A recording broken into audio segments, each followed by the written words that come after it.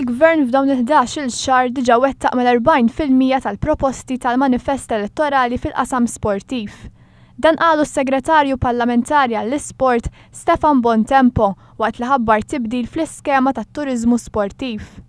B'dan it-tibdil ser ikunu qed jitwettqu żewġ wedi elettorali oħra fil-qasam sportiv.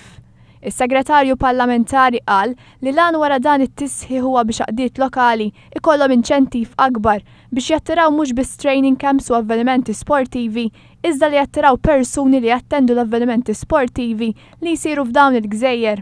Is-segretarju parlamentari żied jgħid li fuq dawn iż-żewġ skemi ser ikun hemm allokata is-somma ta' 350,000 euro għal din is-sena. Din hija l-ogħla somma li qatt kienet allokata għal sena waħda fuq it-Turizmu sportiv. F'diskors li għamel iċ-Chairman tal-Kunsill Malti għall-Isport Luciano Busuttil qal li dawn l-iskemi sejnu biex pajjiżna jattira aktar turiżmu sportiv.